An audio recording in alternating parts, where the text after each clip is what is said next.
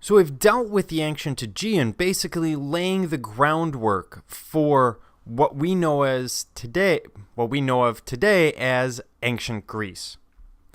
Now, ancient Greece, we generally think of as existing really in this very limited area, the Hellenic Peninsula.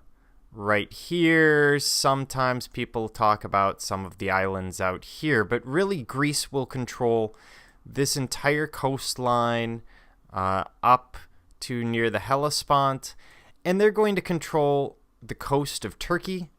They're going to have colonies as far north as nearly Rome in Italy. Really, pretty much all of that will be Greek colony. Sicily is all a Greek colony. Good parts of the Adriatic will be Greek colonies, as well as North Africa and elsewhere. So it's a very extensive empire. Although empire is a touchy word when you get to the Greeks, but that's a whole nother matter. Greece is made up of independent city-states. There is no Greek empire, which I just told you there's a Greek empire. Why are you so confused by this? So it's mostly because I'm trying to confuse you. Greece is not held together by an emperor or a strongman or someone even in power. The way Greece is held together is through culture, religion, and language. So it's always, throughout its history, made up of different city-states, different kingdoms, different groups, but they all have those three things in common: Greek culture, Greek religion, and most importantly, the Greek language. In fact, the Greeks will give us the term barbarian, which refers to anyone who doesn't speak Greek. The Greek gods and goddesses are very different than anywhere else. They are human, but immortal. They have all of the flaws and errors that we expect in humanity. These are gods that suffer from jealousy, from rage, from anger, from sadness. They have human faults. And this is very Greek. It sort of speaks to the Greek ego, placing the gods one step down closer to humanity and humanity one step up closer to the gods. And when we look at the Greek ideal, what is it to be a perfect Greek? It's really, well, it's an Abercrombie model meets Stephen Hawking's.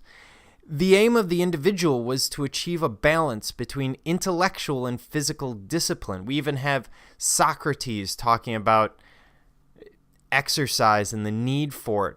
In the Greek world, if you're a male, you exercise and you go to the gymnasium every day, and your physical appearance becomes incredibly important. If you're a woman in ancient Greece outside of Sparta, Sparta's another matter, and women have a great deal of equality. But if you're a woman in Greece, you don't leave the house. You don't go to the gymnasium. You go to the public baths, but you become a piece of property more than anything else. There is no female freedom in most of ancient Greece. Again, apart from Sparta. We'll get into some of that later. Many of the ideas of Western culture will have their roots in ancient Greece. And here we have that sort of sense of Greek perfection of the male body. But a lot of our ideas come from ancient Greece. The reason is, when the Greeks and the Persians fight, it's really who's going to influence the next 2,000 years, 2,500 years of history.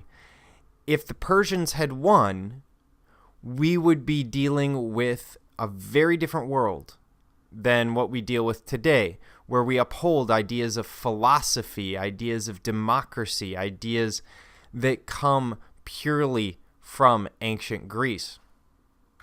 So what happens between the fall of the Mycenaeans and the ancient Greek culture? Well, they're going to go through a period known as the Greek Dark Ages, about a 200-year period, give or take, from about 1200 BCE to about 1000 BCE. Around 1000, there's a revival, and by the time we get to the 8th century, about 800 BCE, it's picking up pace. By the 8th century, we see the creation of the Greek alphabet.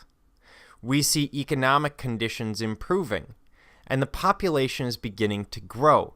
And the Greeks, unlike Egypt or anywhere else, are not an agricultural people. Greece is horrible for trying to grow crops. The Greeks are traders. They build their ships and they go out on the Mediterranean, picking up trade routes, and that's how they're supporting themselves. Because in Greece, you can grow olives and sheep, and that's about it. You're not going to see massive cornfields or wheat fields like you would see along the Nile or in the Fertile Crescent. The ground is simply too difficult and too rocky for that. So this is going to bring us into the Orientalizing period, the first period that we look at with the Greeks. And with the Greeks, we're going to have a series of artistic periods that we're looking at, and that will be the trend throughout most of the rest of the class. We did sort of the same thing with Egypt, with the Old Kingdom, Middle Kingdom, and New Kingdom. So, let's move on.